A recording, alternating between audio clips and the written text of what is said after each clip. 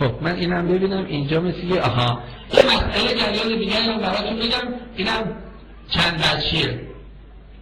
آقا امام رضا علیه السلام میفرماید اگر توانستید هر روز نوره بذارید. نوره همون واجبی میشه.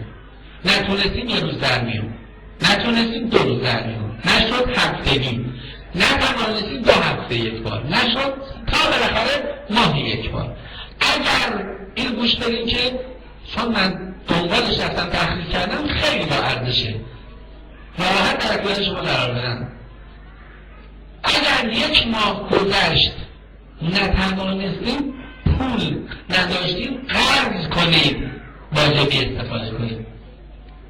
اگر 40 روز گذشت مسلمانی واجبی استفاده نکرد مسلمان نیست. حالا براتون میگم چرا.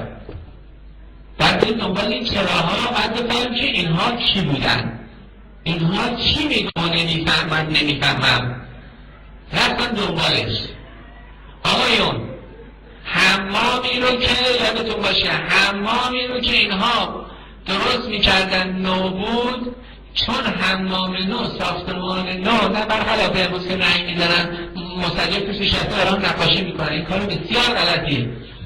چون حمام رو درست کردن تازه است، تا 7 سال حمام میمونده، بعد از 7 سال استفاده میکردن برای حمام کردن که مبادا در این حمام تازگی این حمام اثر منفی رو بدن شما بذاره. یعنی برای واجبی گذاشتن یه اتاقک کوچیک درست میکردن، درش هم میبستن میرفتن اون تو واجبی میذاشتن که بوی این واجبی خودش خطر کننده است. یعنی همه اکتا میگن چقدر بوش مثلا اذیت کننده، بعضیا میگن اذیت کننده چون نمیدونن موضوع چیه. وقتی فهمیدی میری توی این اتاق با لذت رو میکنی.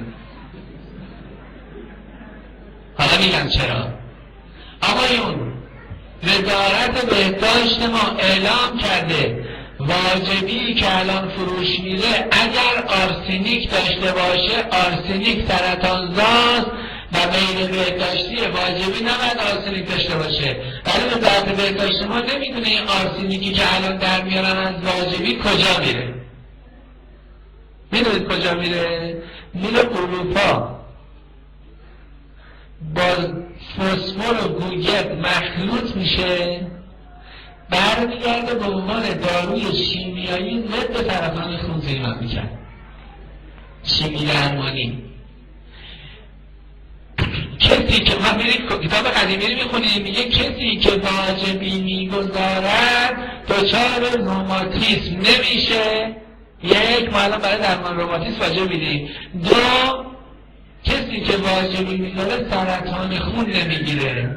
پس معلوم شد که واجبی که دارای گوگرد و فسفر و آرسنیک هست، همینه که تو شیمی درمانی هست، اینو نباید وارد خون کنن. طریق وارد کردن این مواد ضد سرطانزا، ضد سرطان، از طریق تنفس و پوسته.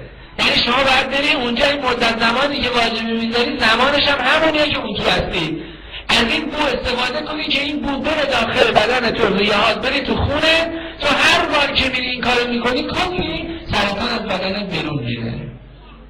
حالا به چی میذارن؟ فکر میکنن نظر ما این بوده که مثلا یه ذره موی زیر بغلت رو بکنی، تیغ میزنی یا ماشین میزنی، یا اگر برای مو باشه که دیگه تو یه بار که بزنی دیگه تا یه بار نیاز نیست که توی بزنی که. پس چرا امام رضا علیه السلام میفرماید اگر توانستی هر روز؟